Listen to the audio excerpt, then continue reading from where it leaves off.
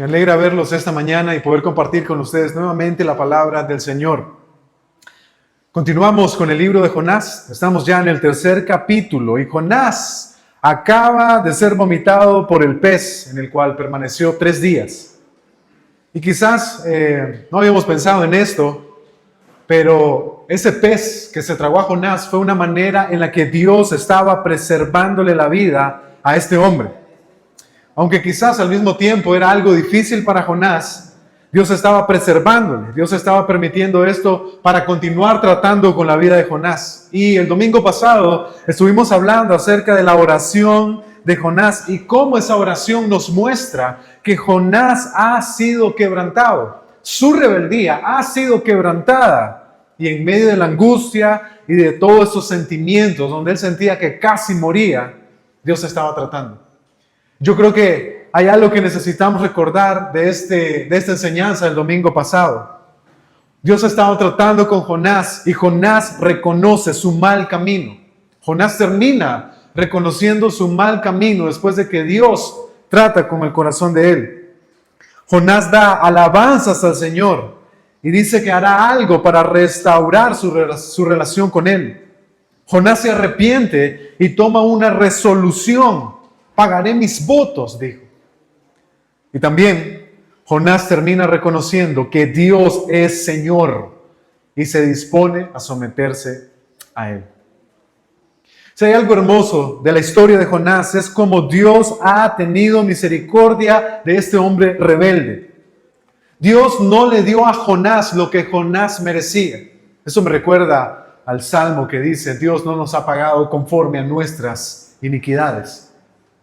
Imagínense si Dios nos pagara conforme a nuestra maldad. Sin embargo, vemos aquí cómo Dios está lidiando con la rebeldía de Jonás y está mostrándole misericordia. Y le está dando una segunda oportunidad. Qué bonitas son las segundas oportunidades, ¿verdad? Cuando se tienen. A veces vemos en la Biblia que Dios no da segundas oportunidades. Pero qué bueno que Jonás tiene esta segunda oportunidad. Y esta mañana leemos nuestro texto en Jonás, capítulo 3, de los versículos 1 en adelante. Leamos la palabra del Señor. Vino palabra de Jehová por segunda vez a Jonás diciendo, levántate y ve a Nínive, aquella gran ciudad, y proclama en ella el mensaje que yo te diré. Y se levantó Jonás y fue a Nínive conforme a la palabra de Jehová. Y era Nínive una ciudad grande en extremo, de 3 días de camino. Y comenzó Jonás a entrar por la ciudad, camino de 1 día, y predicaba diciendo, de aquí a 40 días Nínive será destruida. Y los hombres de Nínive creyeron a Dios y proclamaron ayuno y se vistieron de cilicio desde el mayor hasta el menor de ellos. Y llegó la noticia hasta el rey de Nínive y se levantó de su silla y se despojó de su vestido y se cubrió de cilicio y se sentó sobre ceniza. E hizo proclamar y anunció en Nínive por mandato del rey y de sus grandes diciendo, hombres y animales, bueyes y ovejas, no gusten cosa alguna. No se les dé alimento ni beban agua, sino cúbranse de cilicio, hombres y animales, y clamen a Dios fuertemente. Y conviértase cada uno de su mal camino, de la rapiña que hay en sus manos. ¿Quién sabe si se volverá y se arrepentirá Dios y se apartará del ardor de su ira y no pereceremos? Y vio Dios lo que hicieron, que se convirtieron de su mal camino y se arrepintió del mal que había dicho que les haría y no lo hizo. Amén. Nuestro tema esta mañana es, Señor, tus planes permanecerán. Y lo veremos en 3 puntos. Nuestro primer punto es, los planes de Dios permanecen. Nuestro segundo punto es, Jonás se somete a Dios. Nuestro tercer punto, el plan de Dios de salvar. Y tendremos una aplicación final. Vamos a nuestro primer punto. Lo tienen en pantalla para quienes están gustosamente anotando esta mañana. Y luego en la semana sé que van a sus notas y repasan el sermón para aplicarlo a su corazón.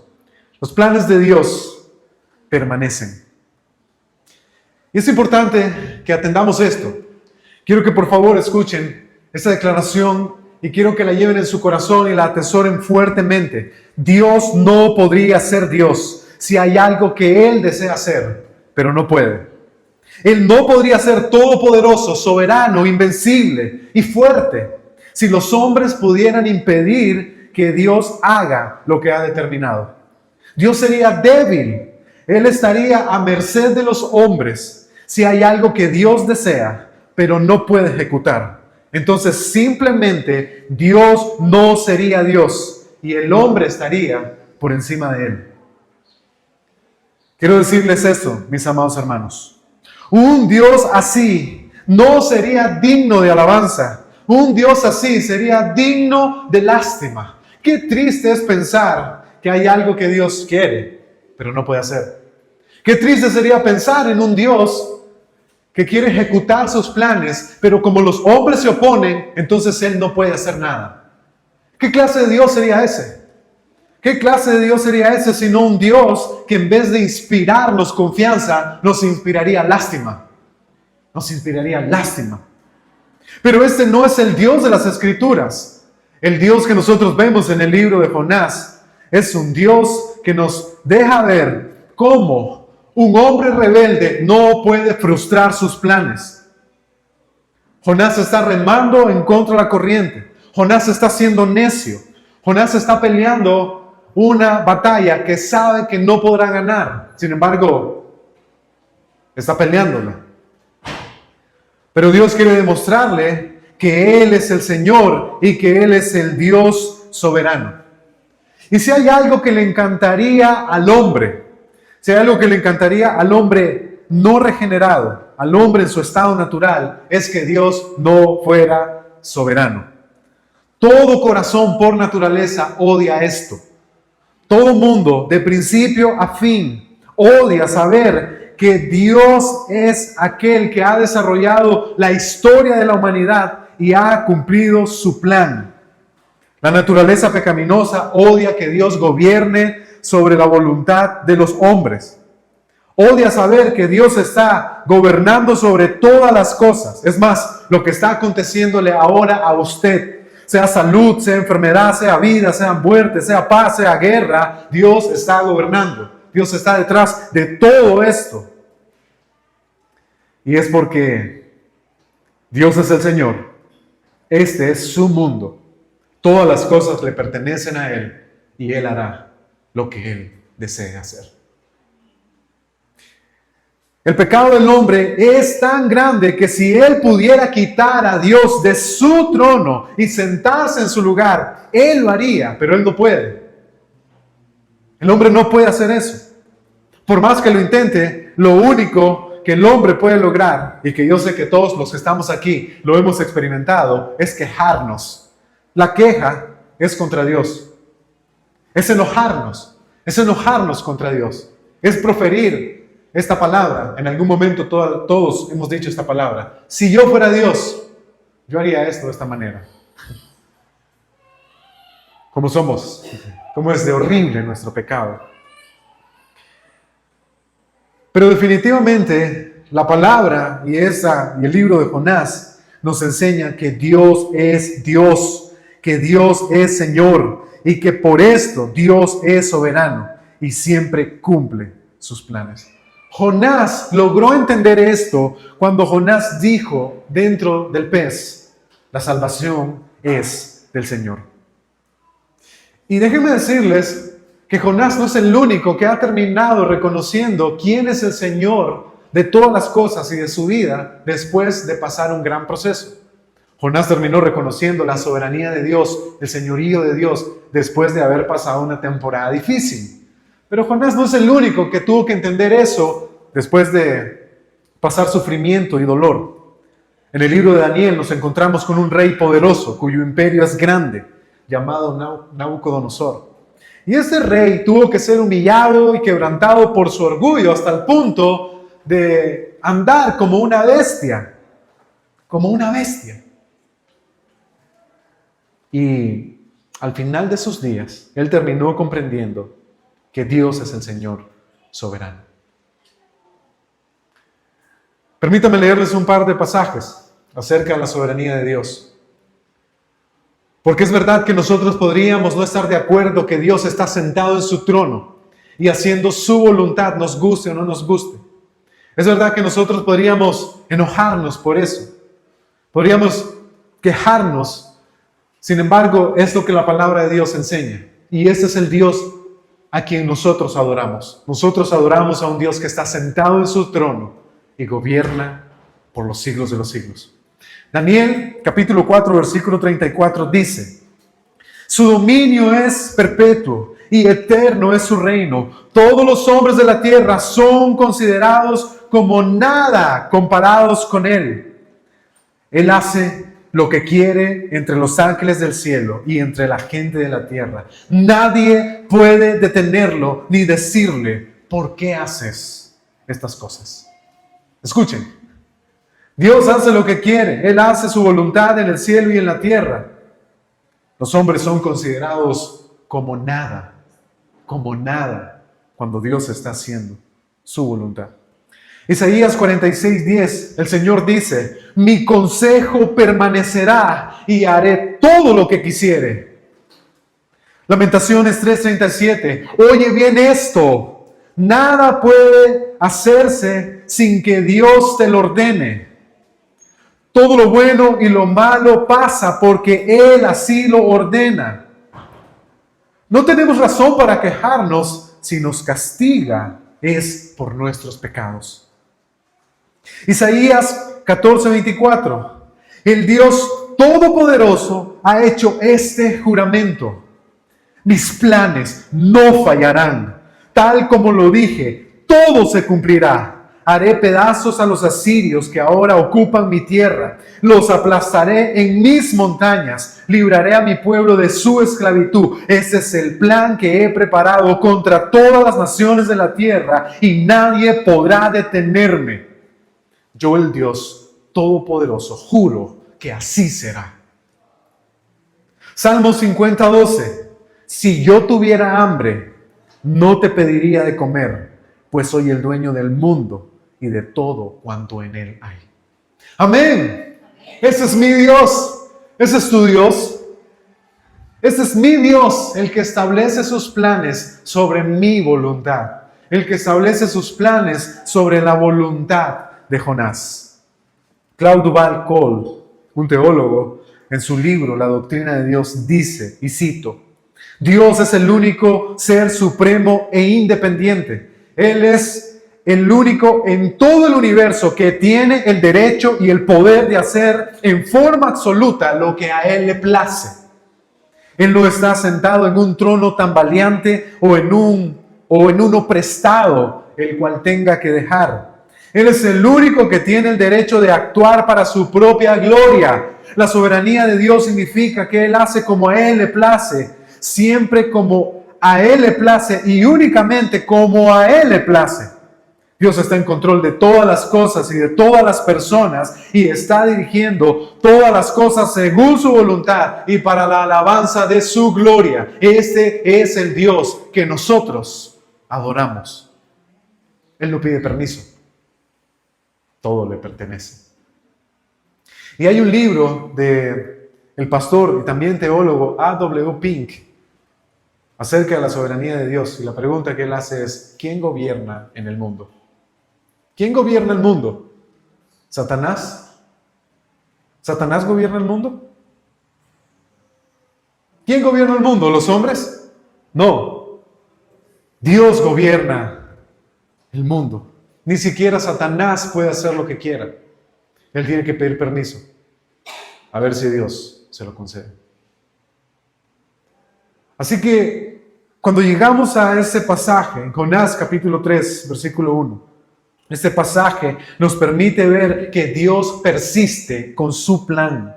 Jonás capítulo 3, versículo 1 dice: vino palabra de Jehová por segunda vez a Jonás diciendo: levántate y ve a Nínive, aquella gran ciudad, y proclama en ella el mensaje que yo te diré. El plan de Dios continúa. Ya vimos en el capítulo 1 lo que Dios quería que se hiciera. Y en el capítulo 3 continuamos viendo que Dios quiere que se haga lo mismo. Dios quiere que sea Jonás y no otro hombre. Vino palabra de Jehová por segunda vez a Jonás. Ya vimos que Jonás fue rebelde. Sin embargo, Dios quiere que sea Jonás y no otro hombre el que vaya y cumpla esta misión. Dios no cambió y dijo, bueno, Jonás no quiere ir usted, voy a buscar a otro. No, Dios dijo, Jonás eres tú y tú tienes que ir. No importa si Jonás dijo no, Dios dijo sí. Y cuando Dios dice sí, es sí, punto. No importa si usted dijo, sabe Señor, usted me está llamando a mí, pero ¿qué tal si manda al otro hermano que es mejor? Dios dice, no, te estoy llamando a ti, Jonás. Tú irás. Este es mi plan. Tú cumplirás esta misión. No cambió de opinión a pesar de que Jonás estaba siendo rebelde. Por el contrario, aunque Jonás no quería ir, el plan de Dios era que sí, y lo que hizo fue tratar con Jonás para que Jonás entendiera que Él es bueno y compasivo y que lo está llamando a ser parte de este plan. Nosotros vemos que el Señor tampoco cambió la ciudad. El plan de Dios era con Nínive. Yo voy a enviar un mensaje a Nínive. Dios no es como nosotros, ¿verdad? Yo le digo a mi hijo, bueno hijo, va a hacer usted tal cosa. Mi hijo se enoja, pelea contra mí y hace su rabieta en su rebeldía. Entonces, como padre decimos, bueno, le voy a cambiar la instrucción para que pues no tengamos problemas. Dios no es así. Dios dice, es Nínive y es a Nínive donde vas a ir. Y a Nínive te dije la primera vez y a Nínive te digo ahora la segunda vez.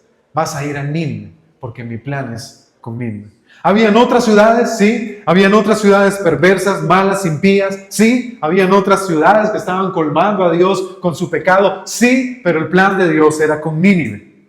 Así que el plan de Dios se establece y Jonás debe ir a esta ciudad. Dios no está cambiando su plan. El plan es el mismo. Tampoco Dios cambió el mensaje. Bueno, tal vez Jonás va si cambia el mensaje. En vez de juicio, tal vez si les hablo un poquito más suave, ¿no? Dios no es así. El mensaje continúa siendo el mismo. Así que lo que tenemos en los primeros versículos es que Dios continúa desarrollando su plan, porque su plan se tiene que cumplir. Se tiene que cumplir lo que Él ha determinado. Aunque Jonás haya dicho que no, Dios dijo que sí. Y eso me recuerda cuando este profeta, Balaán, fue llamado por ese rey llamado Balac y le dijo, maldíceme a Israel. Y así que Dios le dijo a este profeta, no puedes maldecir lo que yo ya he bendecido. Así que nosotros no podemos echar los planes de Dios para atrás cuando Él ha dicho qué es lo que se hará. Y eso es maravilloso, porque los planes de Dios son mejores, los planes de Dios son perfectos. Los planes de Dios siempre se cumplen. Jonás fue a Nínive. Nínive recibió el mensaje. Y a veces es difícil entender esto. A veces es difícil que nosotros entendamos que nosotros no estamos llamados a luchar contra el Señor. Ni siquiera estamos llamados a entender lo que Dios quiere hacer. Muchas veces Dios nos pide que hagamos cosas que no entendemos. Él solo nos está llamando a confiar y a rendirnos a su plan. Los planes de Dios son mejores que los nuestros. Y nosotros tenemos que tener cuidado de pensar mal en contra de Dios. Ya que todo lo que Dios hace, Él lo hace para su propia gloria. Lo hace para el bien de su nombre. Lo hace para el bien de su Hijo Jesucristo. Y lo hace para el bien de cada uno de nosotros. Muchas veces nosotros no podemos entender lo que Dios está haciendo, por qué nos está llamando a esto. Sin embargo, nosotros debemos de confiar de que Él es bueno, de que Él nos ama y que invitarnos a vivir una vida en obediencia y a rendirnos a Él es lo mejor para nosotros. Y la mejor manera de adorarlo y conocerlo como Él desea es que nosotros nos rindamos a Él y obedezcamos. Lo que nos lleva a nuestro segundo punto. Jonás se somete a Dios. Veamos el versículo 3. Y se levantó Jonás y fue a Nínive conforme a la palabra de Jehová. Y era Nínive ciudad grande en extremo, de 3 días de camino. Y comenzó Jonás a entrar por la ciudad camino de 1 día, y predicaba diciendo: de aquí a 40 días, Nínive será destruida.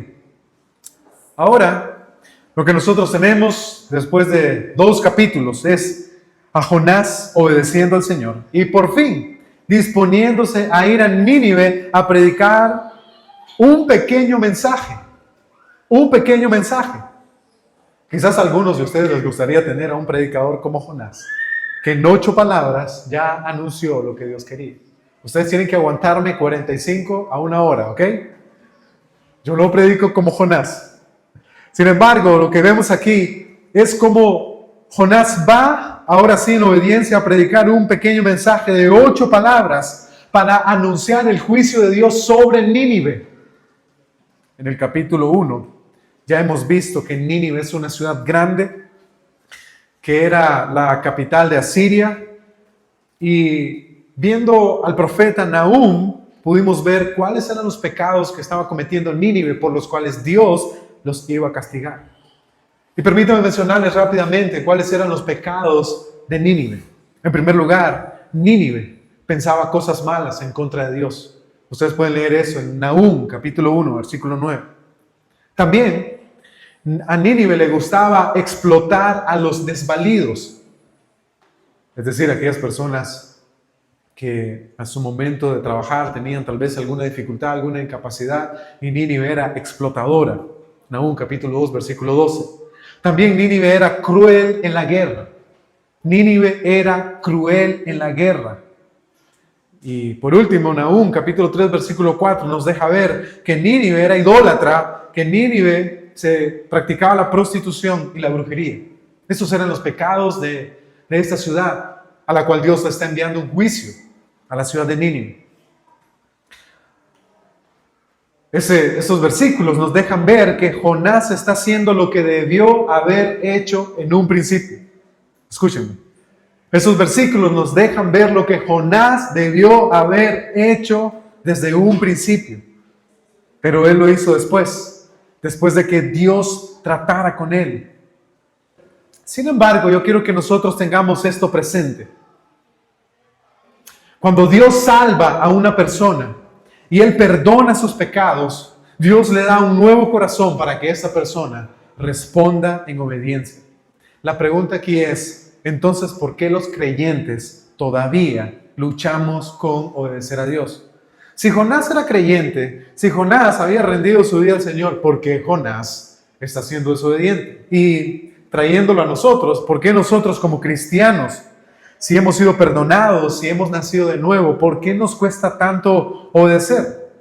La respuesta es que aunque nosotros hemos sido perdonados y aunque nosotros hemos nacido de nuevo y Dios ha cambiado nuestro corazón, aún nosotros en nuestro cuerpo estamos teniendo restos o vestigios del pecado. Y Dios prometió terminar con nuestro pecado. ¿Hasta cuándo? Hasta que Él regrese por nosotros. Él prometió glorificarnos, lo que significa que toda lucha con el pecado terminará hasta que estemos en los cielos con Cristo. Mientras estemos de este lado, mientras estemos en este mundo, aunque somos hijos de Dios, todavía estamos luchando con nuestra carne, que en un futuro será completamente redimida. A eso es a lo que el apóstol Pablo llama la carne en el libro de Romanos. Hay una lucha en nuestros cuerpos, en nuestros miembros, y es la carne. La carne pecaminosa, la carne que fue usada para el pecado, que está viciada en el pecado. Usábamos nuestras manos para robar, usábamos nuestra lengua para mentir, usábamos nuestra mente para tener malos pensamientos, usábamos nuestros pies para correr hacia el mal, usábamos nuestros ojos para hacer cosas malas y perversas. Cuando Dios nos salva, por esa razón, en los primeros años los cristianos dicen, ay, es que a mí me cuesta dejar de decir malas palabras. ¿Por qué? Porque 20 años de su vida solo ha dicho malas palabras, ¿verdad? Entonces, ¿qué es lo que Dios hace? Dios empieza un proceso, el cual la Biblia lo llama la santificación. Y es el proceso donde Dios nos está cada vez purificando más, donde Dios está tratando con nuestro corazón y nos está conformando a la imagen del Señor Jesucristo. Esa es la razón por la que Dios trata con nuestro pecado ahora que somos sus hijos. Si somos desobedientes, Dios nos disciplina. Y nos disciplina con el propósito de cada vez más hacernos participar de su santidad y enseñarnos obediencia. Dios está quitando toda altivez, todo orgullo, toda arrogancia, toda vanidad, toda mundanalidad, todo egoísmo, toda mentira. Él está renovando nuestra mente. Él está quebrando nuestra sabiduría propia, nuestra idolatría, nuestros temores, nuestros afanes, nuestras distracciones, nuestra lujuria, nuestra inmoralidad, nuestra autojusticia, nuestro enojo, nuestros celos, nuestra amargura, nuestras quejas. Todos estos pecados que están aún en nuestros miembros, Dios los está limpiando a través de un proceso de santificación que terminará hasta el día que Cristo regrese por nosotros.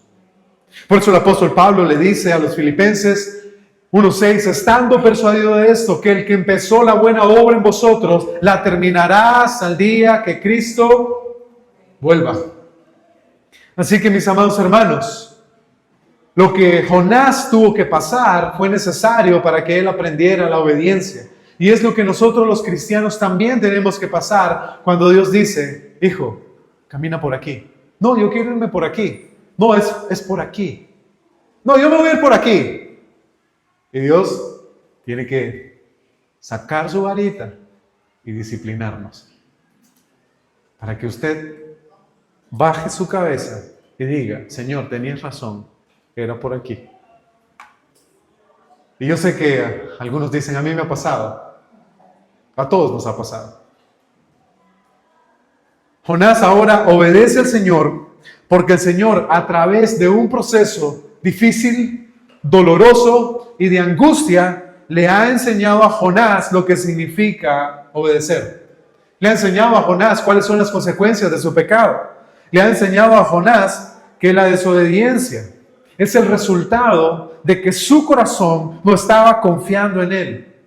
De que su corazón no quiere admitir y abandonar otros pecados que le impiden obedecer. Porque al final de cuentas, la desobediencia es solamente el resultado de nuestra incredulidad. La incredulidad es la que hace que nosotros vivamos en desobediencia. Es abrazar otros pecados lo que nos empuja a ir en contra de Dios.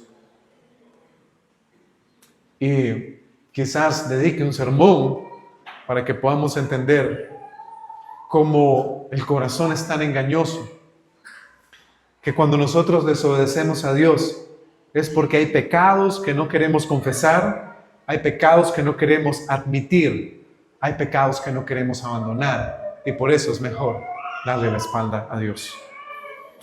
La misión que Dios le está encomendando a Jonás no es difícil. No es difícil.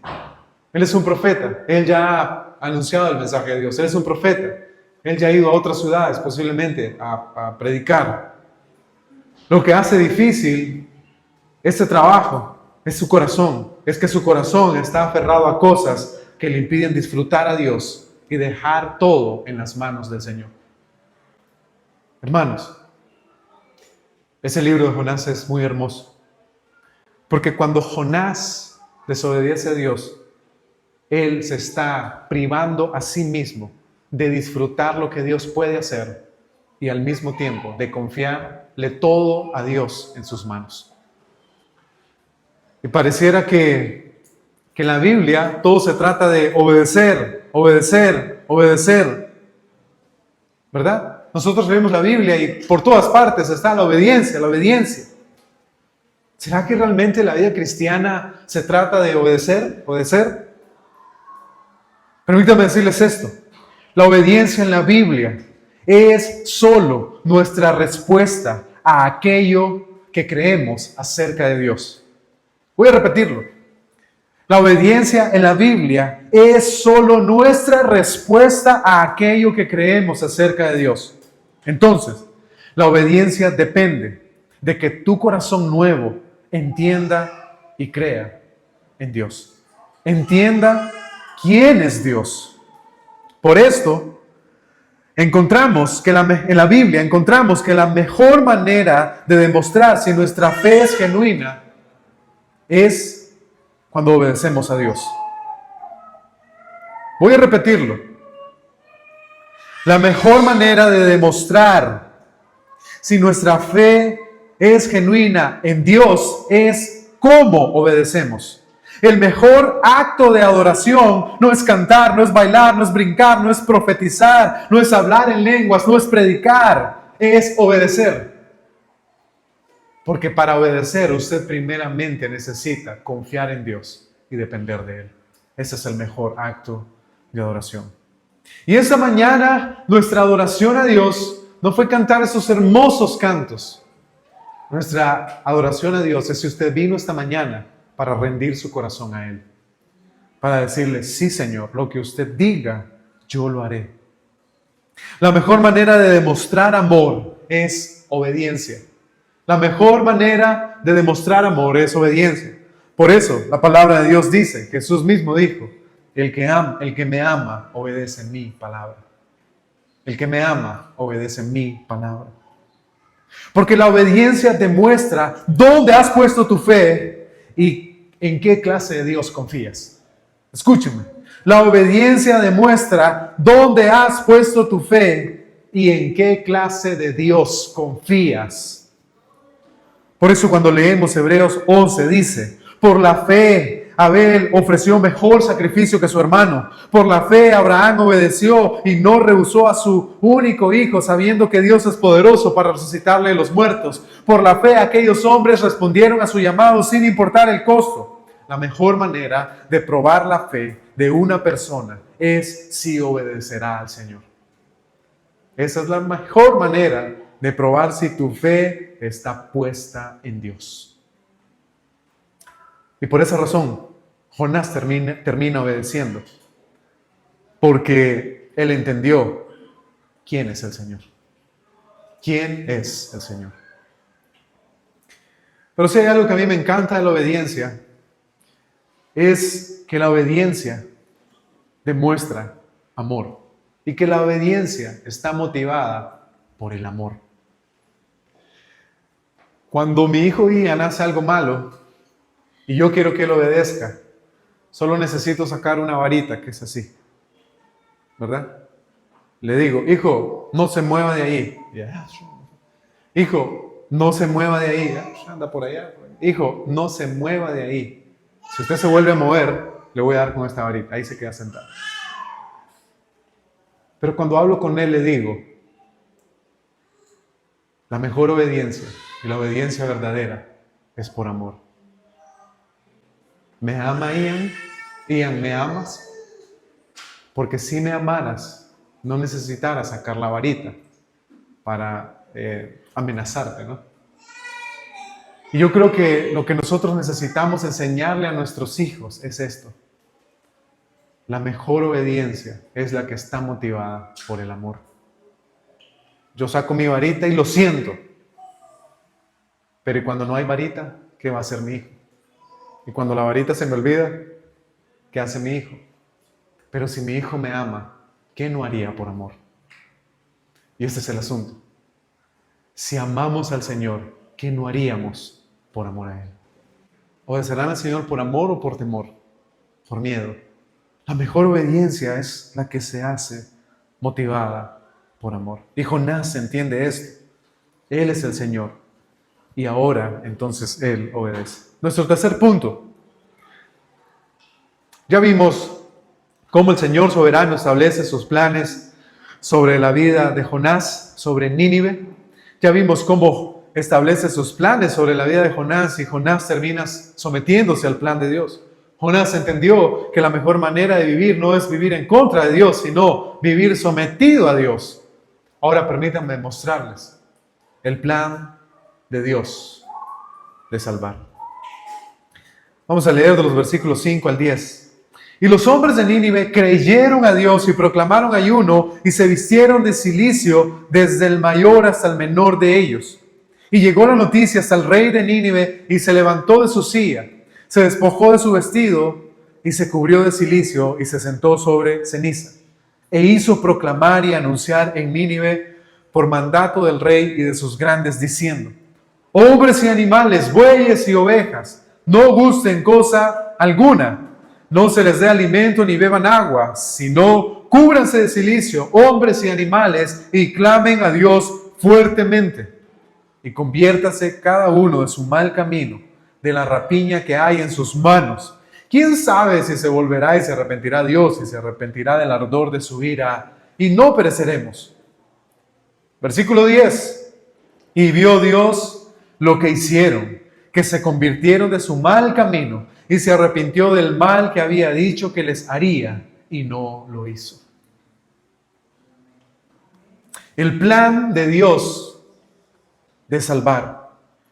El testimonio de Dios en todas las escrituras es el siguiente. Ezequiel, capítulo 33, versículo 11, lo leo para ustedes. Diles: vivo yo, dice Jehová el Señor, que no quiero la muerte del impío, sino que se vuelva el impío de su camino y que viva. Volveos de vuestros malos caminos. ¿Por qué moriréis, oh casa de Israel? Dios quiere que el hombre viva. Él no quiere que el hombre muera en su pecado. Isaías 45:22 dice: volveos a mí y sed salvos todos los términos de la tierra, porque yo soy Dios y no hay otro. Primera de Timoteo, capítulo 2, versículo 2 dice: ora de este modo por los reyes y por todos los que están en autoridad, para que podamos tener una vida pacífica y tranquila, caracterizada por la devoción a Dios y la dignidad. Esto es bueno y le agrada a Dios nuestro Salvador, quien quiere que todos se salven y lleguen a conocer la verdad. El plan de Dios con el hombre es mostrarle salvación. El plan de Dios no es que el hombre muera en su pecado, es que el hombre venga al conocimiento de la verdad y sea redimido. Así que Dios desea desplegar su gloria y poder en el mundo, salvando a los hombres de la inminente destrucción del pecado. Y nosotros podemos ver aquí que Nínive recibe el mensaje, lo cree, se arrepiente y se convierte de su mal camino. Y entonces Dios decide mostrar misericordia y no enviarles juicio. Estos hombres, dice este pasaje, creyeron en el Dios verdadero.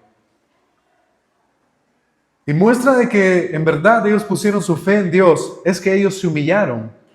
Me llama la atención que Nínive era idólatra, y a diferencia de los marineros impíos en los cuales estaban en el barco que Jonás iba, a diferencia de esos hombres, cuando vieron la tormenta y el juicio de Dios manifestarse en la tormenta, esos hombres impíos, ¿qué empezaron a hacer? Empezaron, dice, a orar a sus dioses.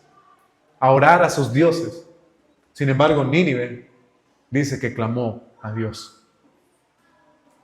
Clamó a Dios. Aquel mensaje de juicio produjo en el corazón de esta nación arrepentimiento. He aquí el poder de la palabra de Dios. 8 palabras que produjeron en el corazón de estos hombres quebranto, humillación, que produjeron en el corazón de estos hombres arrepentimiento y fe. Y yo creo que Jonás, hasta algunos teólogos dicen, predicó ese mensaje por no dejar. Porque ya sabemos que si hay algo que Jonás quería, era el juicio para Nínive, no la misericordia. Porque si notan algo en el mensaje, Jonás es bien breve. Más bien, el rey amplía el mensaje. El rey impío, que en ese momento escucha el mensaje, le dice a los hombres que vayan, que se humillen, que se arrepientan, que clamen a Dios para ver si Dios tiene misericordia. Ahora, este rey posiblemente entendió mejor que Jonás que las salvaciones del Señor. Miren, vamos a hacer todas estas cosas. Humillémonos, confesemos nuestro pecado, arrepintámonos hasta los animales. Que ningún animal se quede sin estar vestido de ceniza como muestra de que estamos humillados. ¿Quién sabe si se volverá y se arrepentirá Dios y se apartará del ardor de su ira y no pereceremos? ¿Quién sabe? Las salvaciones del Señor. ¿Quién sabe si Dios hará esto? Dios es misericordioso. Quizás Él quiera tener misericordia de nosotros y no hacernos morir en el ardor de su ira. Pero el plan de Dios es desplegar misericordia a todo hombre arrepentido. El plan de Dios es proclamar: mía es la salvación. La salvación me pertenece. Yo tengo el poder para salvar a los más viles pecadores. Y a lo largo de la historia, eso es lo que nosotros tenemos. Un Dios bueno, un Dios bondadoso, un Dios paciente y soberano que salva a los más viles pecadores por medio de su Hijo Jesucristo. Y ese Jesús maravilloso que nosotros anunciamos, por medio del cual Dios salva a los hombres, es el Jonás que entró al mundo corrompido, a un mundo que estaba corrompido igual que Nínive. Y en vez de anunciar juicio, Él nos trajo las buenas noticias de la salvación, produciendo con el poder de su palabra que los hombres creyeran en Dios y se arrepintieran de su pecado. Ese Jesús que se levantó en obediencia al Padre y lo complació, se ofreció a sí mismo siendo el sacrificio para que ahora Dios decida darnos misericordia en vez de juicio, decida darnos su amor en vez de su ira, decida darnos vida en vez de pagarnos con la muerte. Todo esto es gracias a que Dios no solo desea salvar, sino que Dios tiene el poder para salvar. No hay pecado que Dios no pueda perdonar. Él puede perdonarlo y ya lo ha hecho a través del sacrificio de Jesús, quien murió en nuestro lugar, quitando toda nuestra iniquidad y resucitó al tercer día para justificarnos y ahora extiende el regalo de la vida eterna a todos aquellos que crean y se arrepientan. Así que vuélvete de tu pecado, arrepiéntete de tu pecado. Y así, al igual que ocurrió con Nínive, Dios mostrará misericordia. Así que tenemos que Dios cumple sus planes sí o sí. Y yo quiero que ustedes se vayan esta mañana convencidos de esto. Los planes de Dios permanecerán para siempre. Y ni usted, ni yo, ni nadie en este mundo podrán echarlos a perder. Jamás. Quiero terminar con una aplicación que lleven 3 cosas que necesitan poner en práctica en sus vidas. Jonás necesitaba conocer a Dios más. Y yo creo que una de las razones por las que nos cuesta obedecer a Dios es porque no le estamos conociendo como Él se ha revelado en su palabra. Así que lo primero que quiero que apliques esta semana a tu vida es que quiero que te dediques con esfuerzo, con devoción y con amor y entrega profunda en conocer más a Dios, conocer su carácter, conocer sus atributos. Es que esta semana ustedes puedan dedicarse al estudio de Dios, a cómo Él se ha revelado en su palabra. Y hay muy buen material, por cierto. Ustedes tienen el libro de los atributos de Dios de A.W. Pink. Y es gratis. El asunto es, dedíquense a esto. Gasten su tiempo en esto. El tiempo que están en su celular, abandónenlo, tírenlo a un lado y lean acerca de quién es Dios. Maravíllense. Dejen que sus corazones sean transformados por la belleza y la hermosura de un Dios glorioso, de un Dios que despliega infinitamente y eternamente todos sus atributos en este mundo. Dedíquense a eso. Les aseguro que entre más lo conozcan, más lo amarán. Les aseguro que todo ese temor, toda esa ansiedad, toda esa frustración, toda esa ira y todo ese enojo se irá para siempre cuando aprendan a conocer quién es el Dios a quien nosotros adoramos. Ese Dios soberano, perfecto, sabio, inmutable, invencible, omnipotente, omnipresente, este Dios eterno, este Dios bondadoso, este Dios amoroso, este Dios lleno de gracia y de poder. Y entre más lo conocen, más lo aman, más lo aman. Tengo, por la gracia del Señor, 13 años de casado. Entre más conozco a mi esposa, más la amo. Más la amo.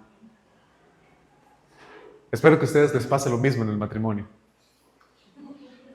Algunos dicen, entre más lo conozco, más lo odio. Entre más lo conozco, menos me gusta. No, hermanos, no es así.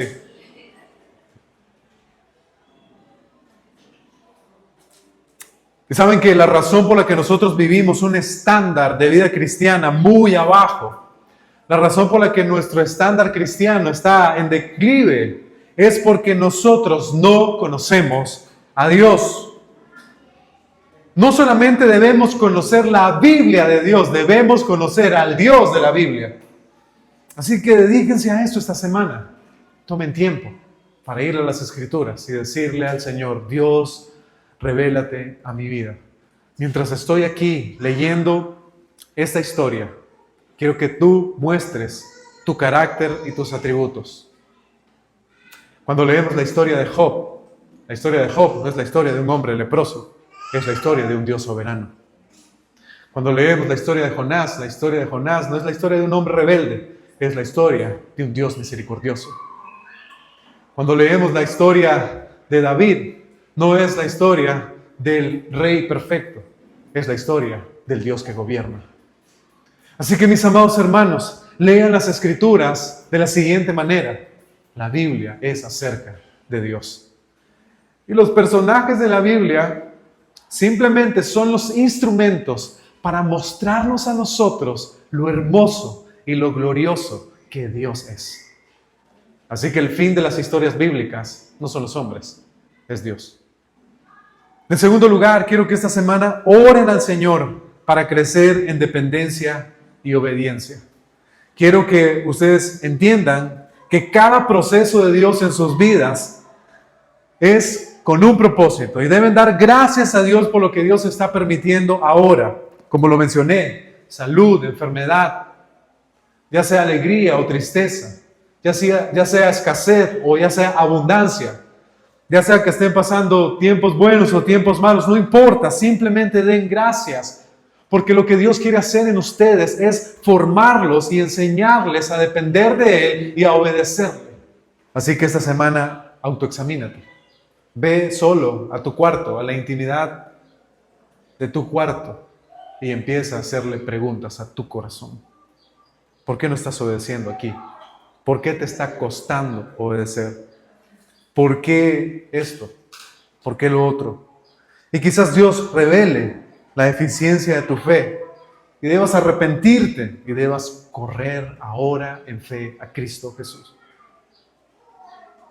La vida cristiana, mis amados hermanos, es mucho más que venir el domingo a la iglesia. Es cómo están viviendo de lunes a domingo una vida rendida a Dios. Y termino con esto. Adora al Señor por su salvación. Esta semana, lunes, martes, miércoles, jueves, viernes, en todo momento, detente y celebra a Dios diciendo, la salvación te pertenece. Yo no la merecía, tú quisiste concedérmela. Te pido por aquellos que no te conocen, la salvación es tuya y por eso oro para que tú puedas salvarlos. Porque sé que tú puedes tener misericordia. Así que encuentra regocijo, deseos de alabar a Dios, de disfrutar a Dios mientras aprecias su gracia y su misericordia. Esa gracia y esa misericordia que te dio sabiendo que tú no la merecías, que no podías ganarla, que no podías comprarla, y aún así te la concedió. Alaba a Dios porque la salvación le pertenece solamente a Él. Pero no solamente lo alabes, no solamente te regocijes en que Él salva y que Él te salvó. Te pido que esta semana vivas en visión y puedas salir y proclamar el Evangelio a otras personas, para que esas personas también puedan experimentar la misericordia de Dios. No vivamos de una manera egoísta.